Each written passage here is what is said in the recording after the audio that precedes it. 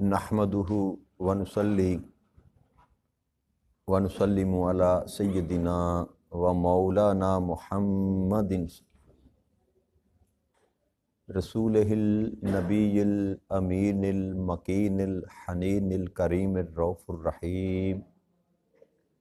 अम्मा बअद फ़अऊज़ु बिल्लाहि मिनश शैतानिर रजीम। बिस्मिल्लाहिर रहमानिर रहीम।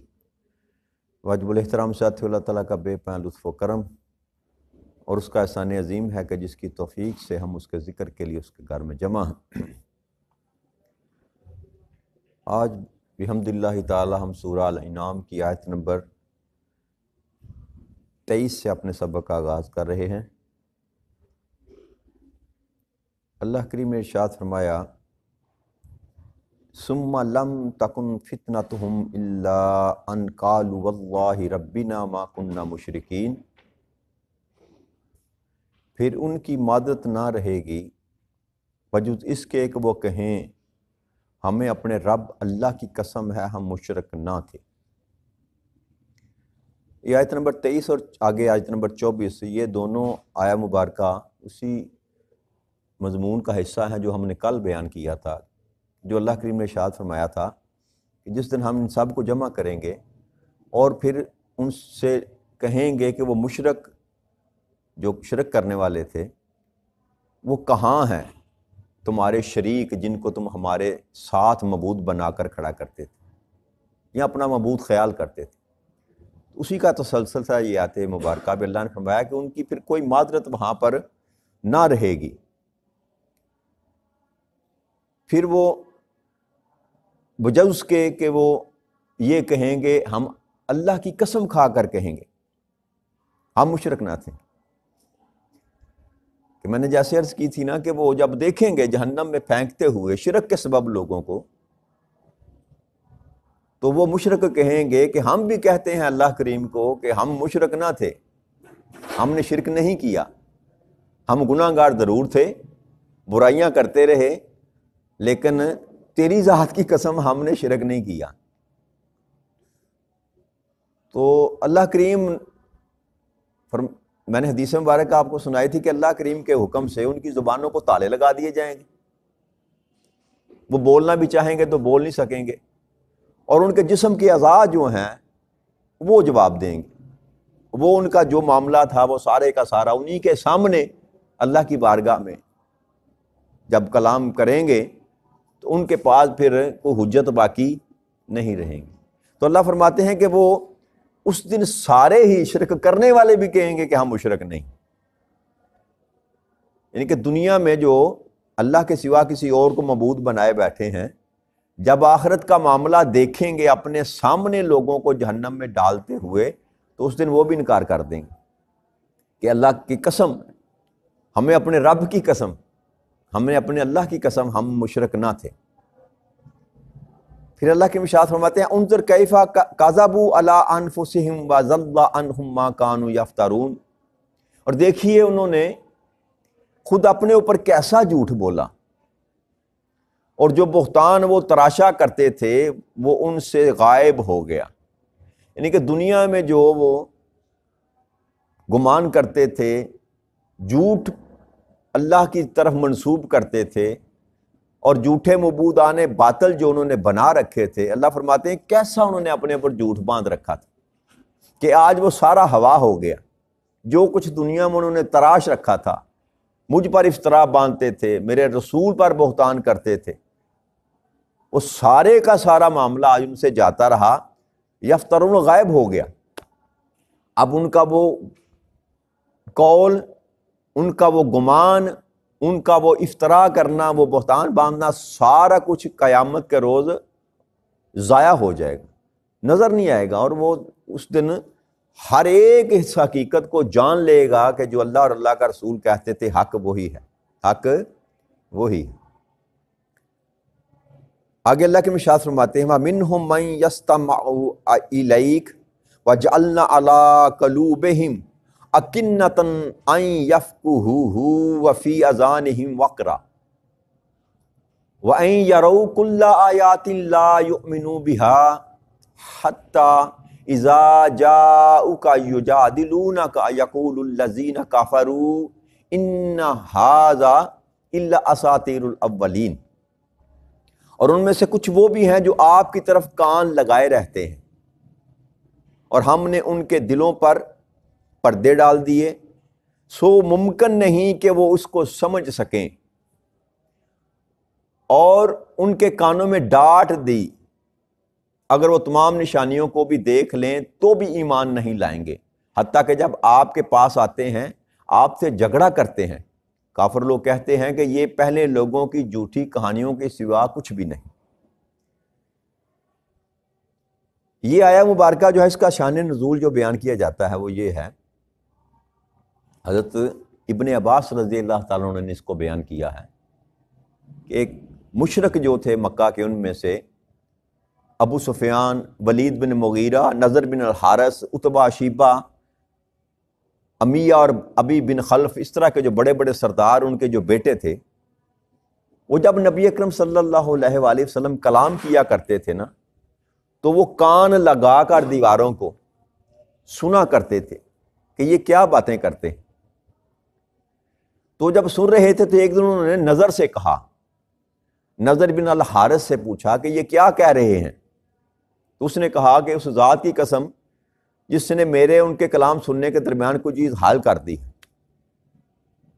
کہ میں بس ان کے لب ہلتے ہوئے دیکھ رہا ہوں، مجھے سمجھ نہیں آ رہی کہ یہ کلام کیا کر رہے ہیں، اور یہ کچھ بھی نہیں بیان کر رہے، بس وہی ہیں جو پیچھے سابقہ قصے لوگوں کے کہانیاں سنا رہے ہیں جیسے میں تم کو سناتا رہتا ہوں۔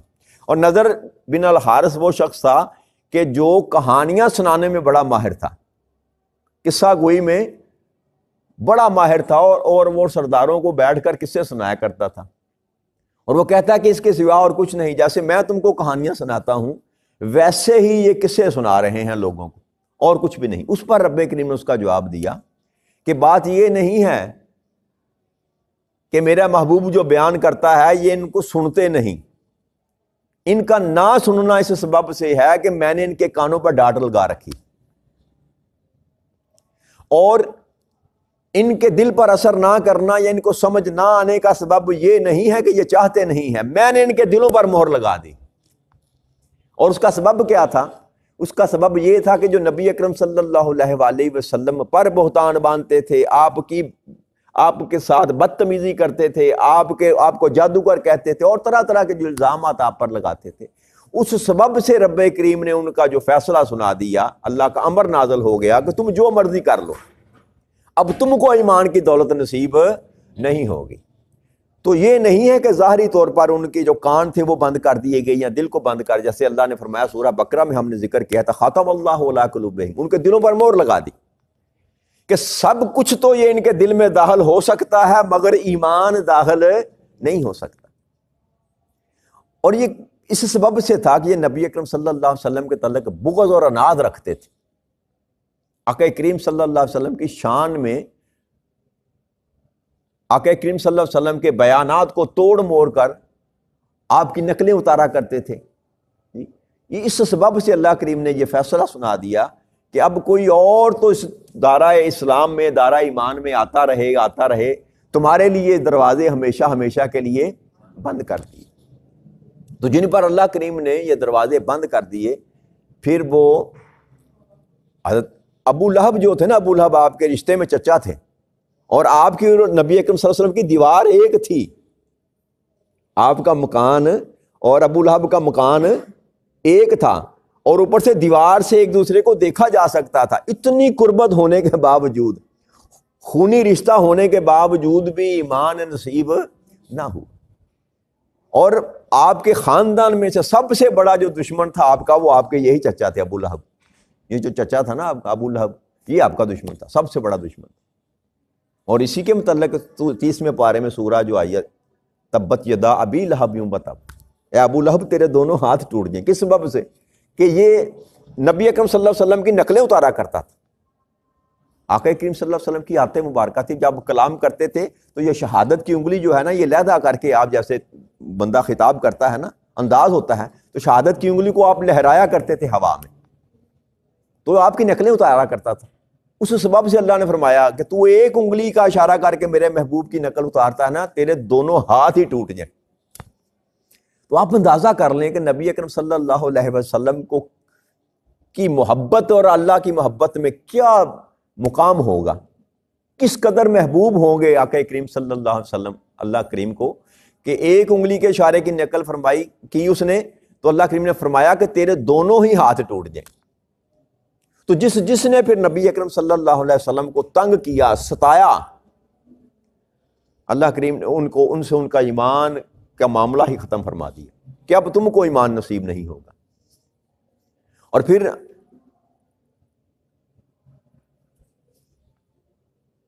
جیسا کہ اللہ کریم نے ایک اور مقام پر سورہ لقمان میں بھی فرمایا نا کہ ان پر ہماری آیتیں تو تلاوت کی جاتی ہیں مگر یہ تکبر سے پیٹھ پھیر لیتے ہیں۔ یہ بھی سبب تھا کہ وہ بھی کہتے تھے، گویا انہوں نے سنا ہی نہیں، بلکہ یہاں تک وہ بھی یہ کہتے تھے کہ جو مرضی تم کر لو، تمہاری بات ہم پر اثر نہیں کرے گی، تمہارے اور ہمارے درمیان ایک حجاب ہے کہ پردہ ہے۔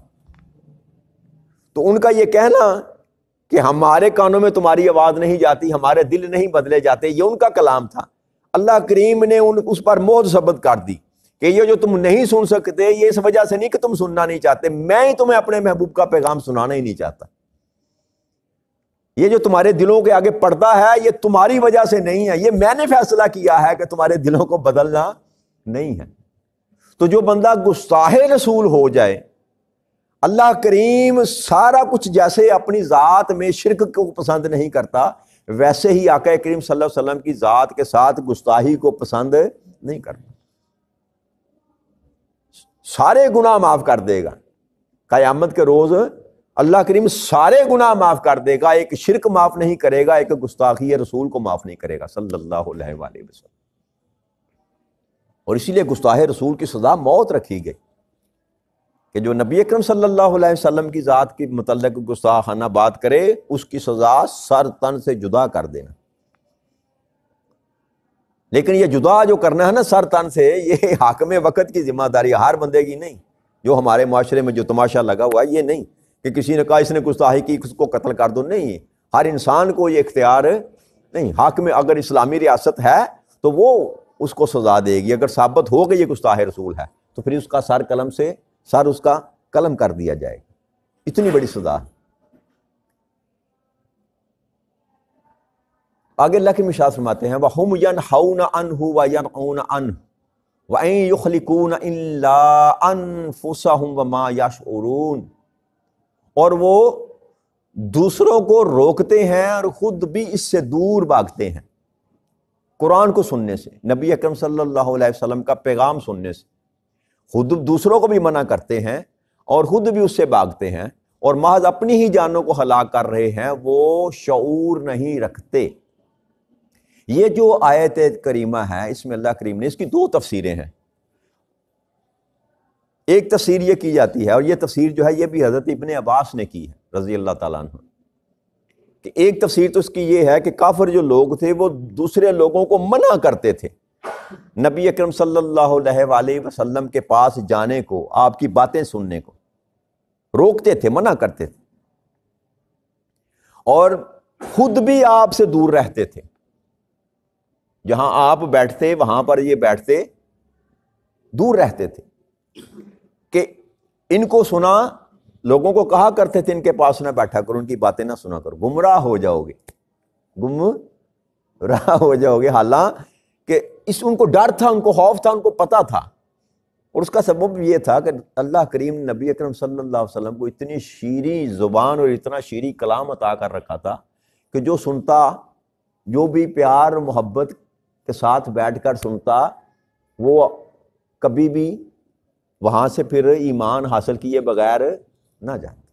یہ سبب تھا کہ آپ کی میٹھی باتیں سن کر لوگ جب ایمان کی طرف آتے تھے تو کافروں کو تکلیف ہوتی تھی، تو لوگوں کو روکتے بھی تھے کہ مت جایا کرو، اور خود بھی نہیں جاتے تھے، خود بھی دور رہتے تھے۔ ایک تو تفسیر یہ اس کی جاتی ہے، اور دوسری تفسیر جو ہے اس آیت کے متعلق یہ بھی کہا جاتا ہے کہ یہ آیت جو ہے حضرت ابو طالب کے متعلق جو ہے وہ قرآن کریم میں آئی، کہ ابو طالب جو آپ کے چچا تھے، جنہوں نے آپ کی پرورش کی اور آخری دم تک آپ کا ساتھ دیا، کفار اور مشرکین کے مقابلے میں آپ کا ساتھ دیا،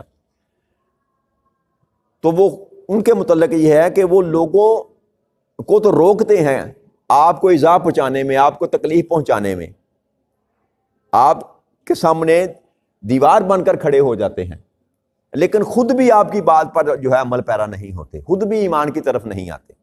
ایک قول بھی یہ بھی پایا جاتا ہے۔ لیکن یہ جو ایمان ابو طالب کا جو چیپٹر ہے نا، یاد رکھیے گا، اس میں بھی اختلاف ہے، اس میں بھی اختلاف ہے۔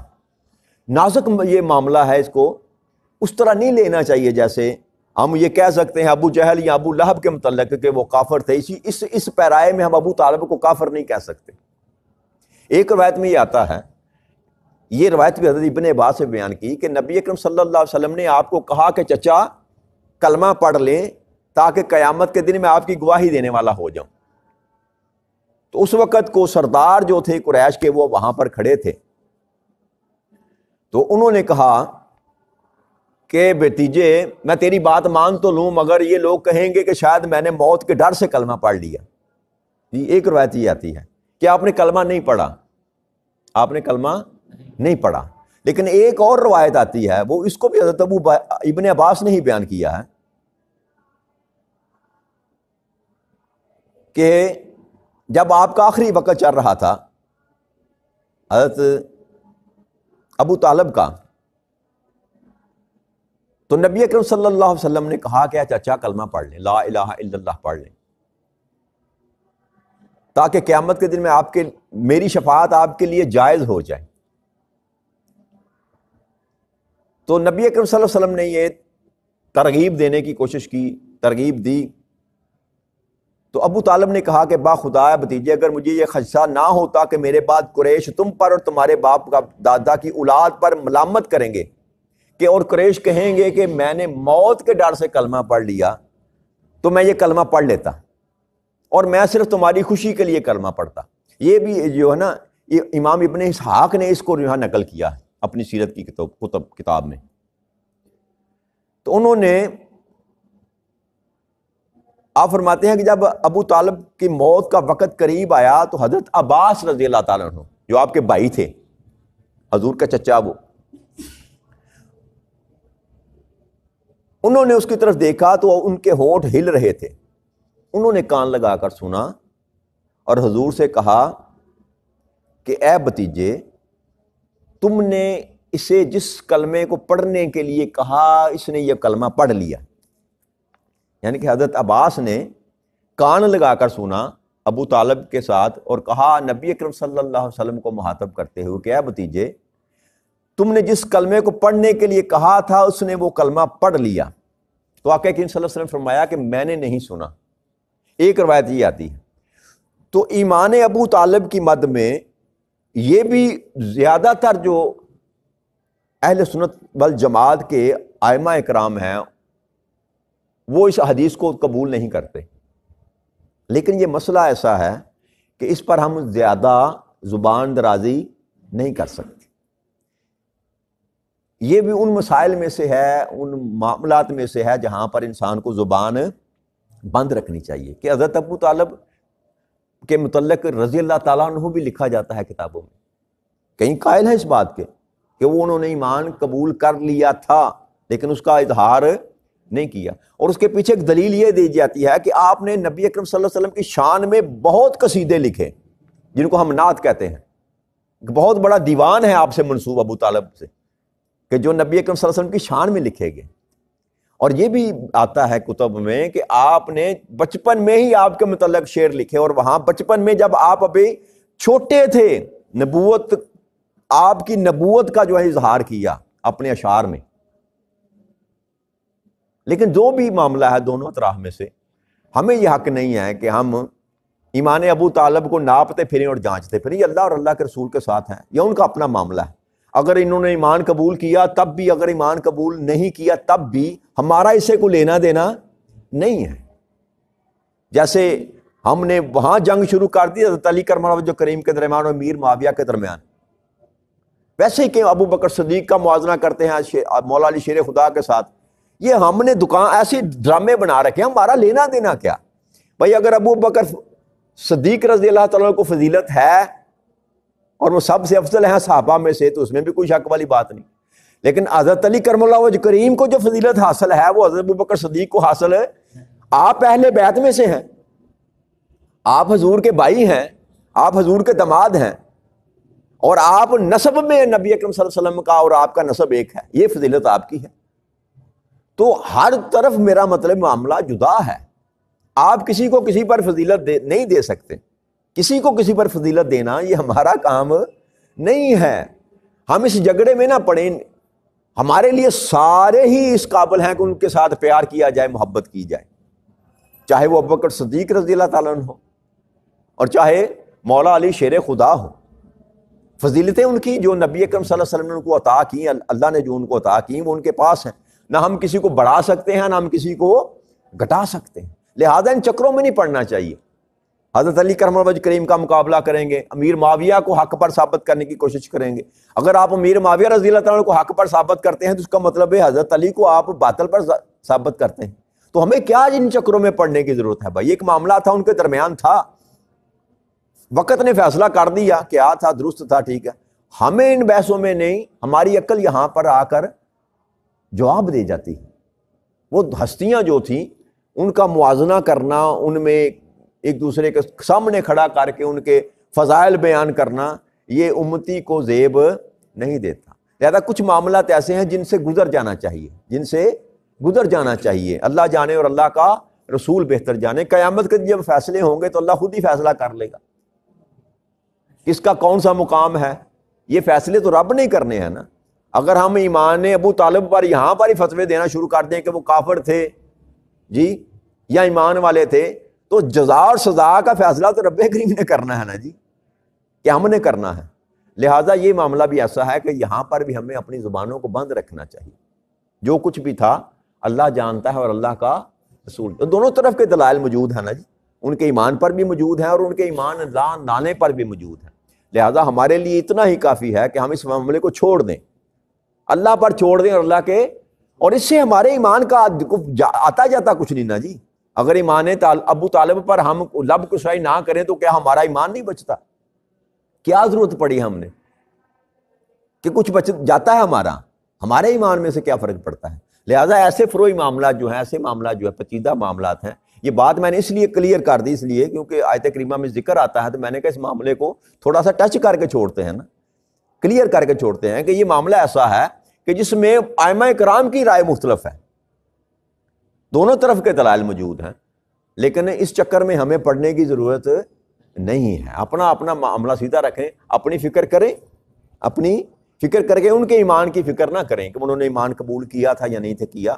وہ اللہ جانے اور اللہ کا رسول جانے. تو آج کی بات یہیں پر ختم کرتے ہیں. آگے اللہ نے چاہا تو کل مضمون کو لے کر چلیں گے. وما علینا الا البلاغ المبین. السلام علیکم ورحمۃ اللہ وبرکاتہ.